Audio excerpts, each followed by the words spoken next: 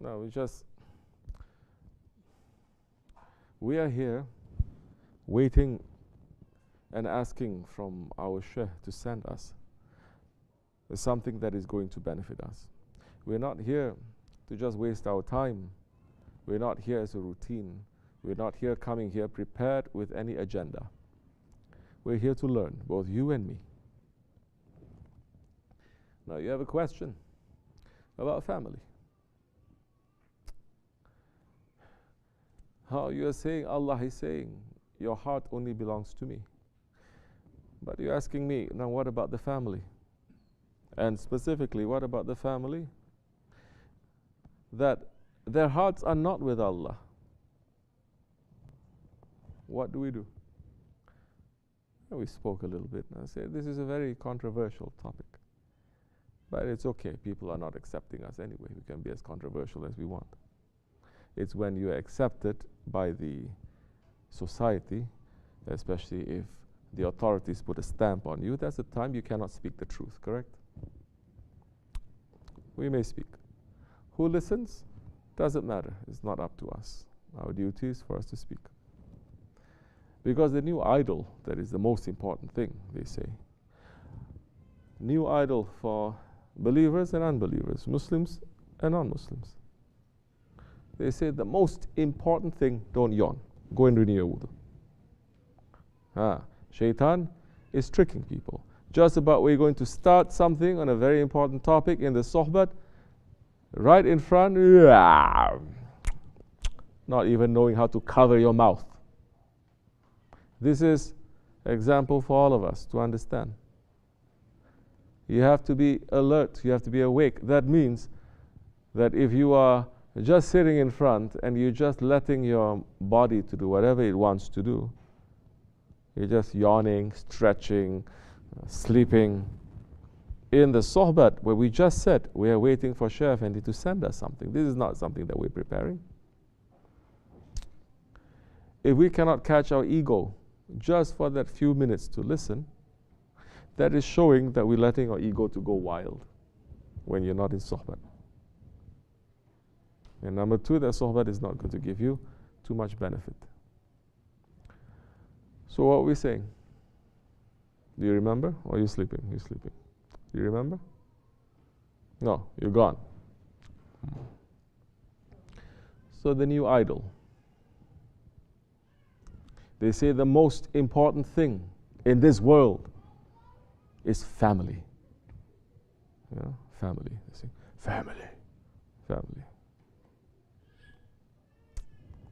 What happened to Allah? What happened to His Prophet ﷺ? What happened to Haqq? What happened to Islam? No, family is the most important. The family, you are just related by blood. Correct? And if you extend this worship for the family, then you're going to say by blood, that means the most important thing is by tribe. Most important thing is by color. Most important thing is by nationalism. Then what happened to Ummah? What happened to the whole Muslim nation? So we're back to first Jahiliyyah, first age of ignorance in the time of the Prophet ﷺ. Most important thing is what? Is a tribe. Tribe consists of the family, correct? We say that is the most sacred thing. You can do anything you want, but you cannot break that.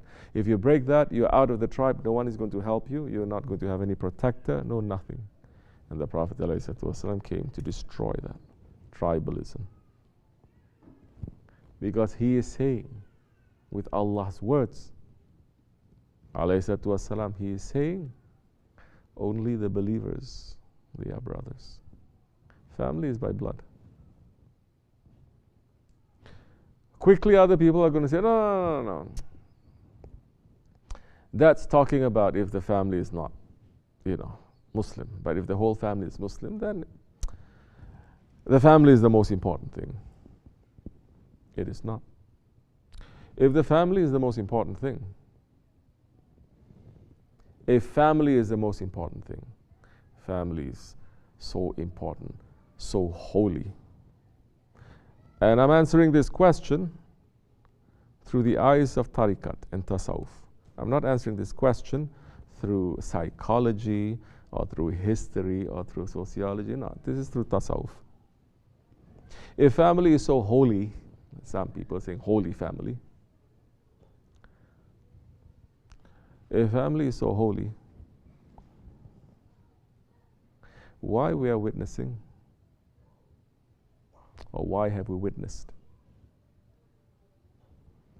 that it is first the family of the Holy Prophet ﷺ that is being sacrificed in this way, the Ahlul Bayt. A family is so important and so holy, Prophet ﷺ is going to be the first one to protect his family from every harm, from every inconvenience, from every hurt. But we're saying, and we're going to enter into the days of Ashura. The Ahlul Bayt are the first ones to come forward. The people of the house, first one to come forward to sacrifice. Maybe they know something we don't know. Maybe the meaning of Ahlul Bayt is understanding that this whole world is one family. Maybe the meaning of Ahlul Bayt is to have that love, same one that the Prophet ﷺ had, not for his family but for the whole ummah, Muslims and non-Muslims. That the Prophet ﷺ repeatedly saying, Ummati, Ummati, from the time that he was born to the time that he passed, to the time that he's going to be raised, to the time that he's going to be in front of Allah subhanahu wa ta'ala, asking for intercession for his ummah. We are following him. We should at least have that. We should at least understand that. Now you're not going to put your family there. You're going to say, so easy, everyone is saying, oh yeah, Aki, brother, sister. There's only words. That's why we don't really use it here. Do you know why? Because if you say brother, you say sister. I don't want the brothers to address the sisters. They're not doing that. Sisters not addressing the brothers. But these days, I don't know. Outside, you see very weird things. You see man and woman, they're married to each other, and they calling the husband call the wife sister, and the wife calling the husband brother. Very unusual. So we live in very unusual times. They're not addressing to each other, but when you address to each other, the men to each other, your brother, you've already now signed a contract. This is my brother. My life is for him. Are we at that level? No. We're not. Are we at the level whose example is in front of us? The Ansar and the Muhajir. The Ansar, the people of Medina, and the Muhajir, the people who made the hijrah from Mecca coming to Medina. Those were brothers, and they were sharing. They're sharing everything. Everything they were sharing. You understand? Their house, their wealth, their possessions, their families, they were sharing. Some of them even saying, okay, you take her. You understand? They were helping. So now, we split open the meaning of family. It is not by blood. Blood and flesh and bones going to finish. This is not our identity. Our identity is our spirit. When we're going to wake up to understand this? And that spirit is not recognizing black or white or green or yellow. The spirit does not recognize the outward form. The spirit recognizes, not only you are my family, but we were together. I feel very familiar with you. I don't feel this kind of familiarity with my own blood family. Because once upon a time, maybe for thousands of years we were sitting with each other. And the day of promises, in the time before time. This is what the prophets are being sent. Because the prophets, with their nation, is like a father to all their children. And the children must be able to recognize each other. Do we have rights over our families? Yes. Do our families have rights over us? Of course they do. You must always respect. You must always love. You must always help. What if they start attacking you on this way of haqq? Don't fight. Be patient. Who knows? Allah is going to turn their hearts one day. What if they attack and they throw me out of the house? Well, in the first place, if you're an adult, you shouldn't be living with your parents anyway. If you're an adult, you should be contributing to help your parents. What if they attack me and they cursing me non-stop? No, you're not living with them. You're living somewhere else. Try to make peace with them. If they don't want to make any peace, they continue to do that, draw a line.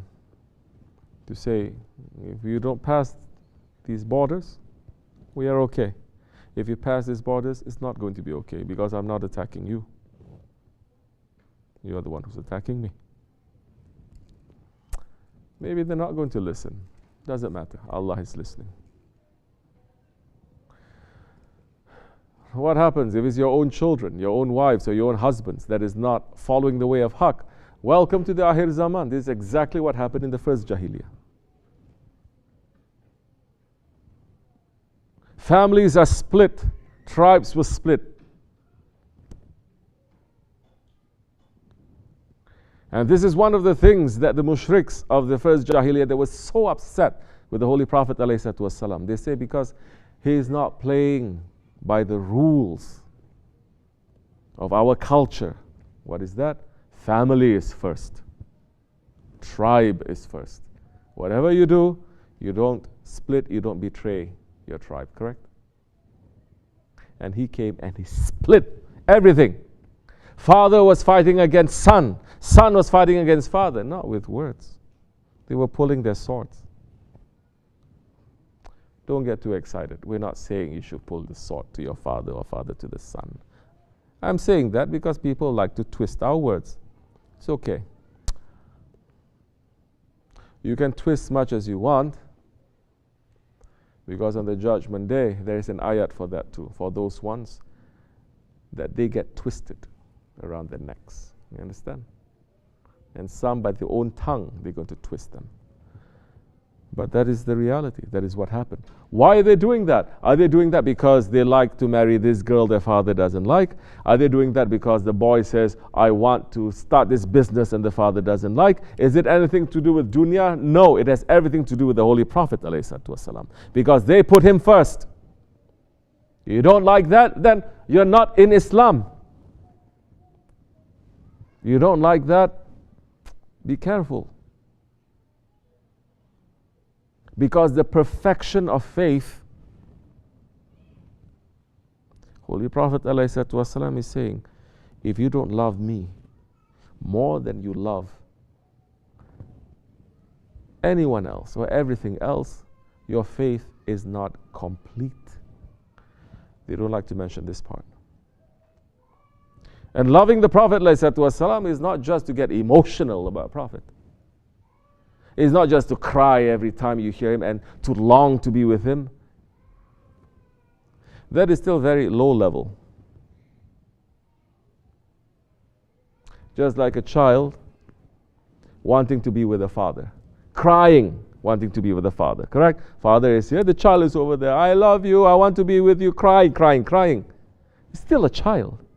If the child grows up, he sees his father is over there. What is the grown-up child? What is the man going to do? He's going to come up to his father and says, anything you want me to do, I'm here to help you.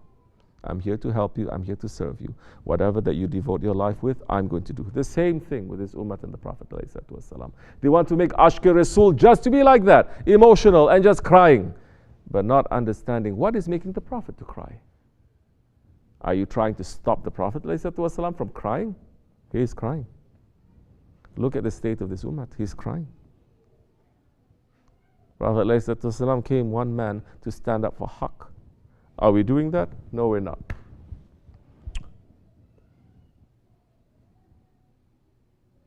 Then what is this love? There is some love there, but it's just very low-level, selfish love.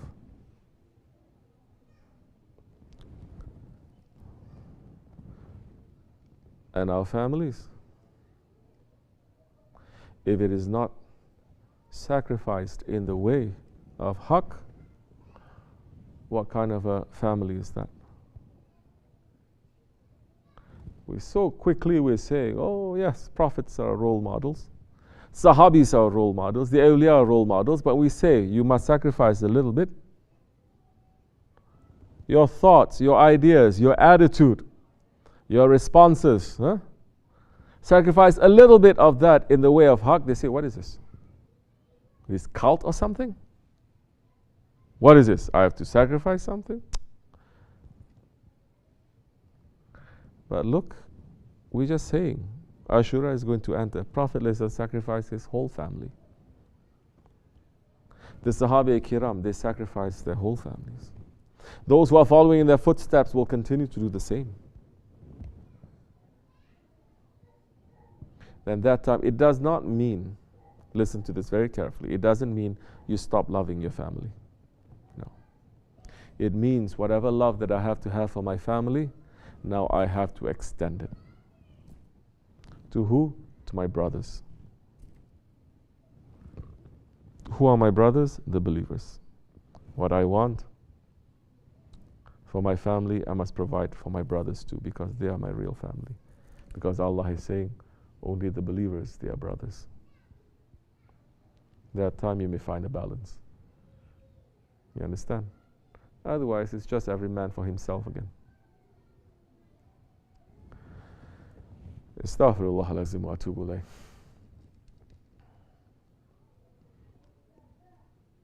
As much as we can, this is what we're trying to do. This is what we're doing. We're not trying, we're doing this. With the support of our Shaykh only, we're doing this. We're not perfect.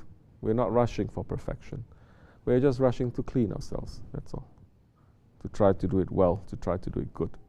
We're running to have the pleasure of our Lord, to have the pleasure of our Prophet, to have the pleasure of our Shaykh. We're not doing anything else other than that. Do you understand?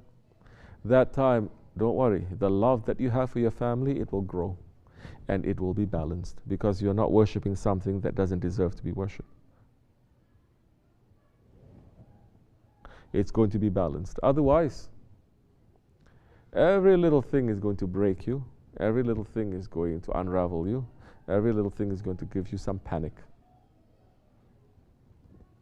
You understand? The family must rest on faith. The family is not resting on faith, there's a big problem. Now, we are in the spiritual way. We're in tariqat. You're saying, what if my family doesn't believe in it? I said, I already told you the answer. Don't push, don't fight, don't argue. Leave them. Slowly they'll come to understand. But you continue our way, because we want to return to our real family. We want to return to that group of believers. They've always been there for us since the time before time. وَمِنَ اللَّهُ تَوْفِيقِ الْفَاتِحَةِ. Amin. Assalamu alaikum wa rahmatullah.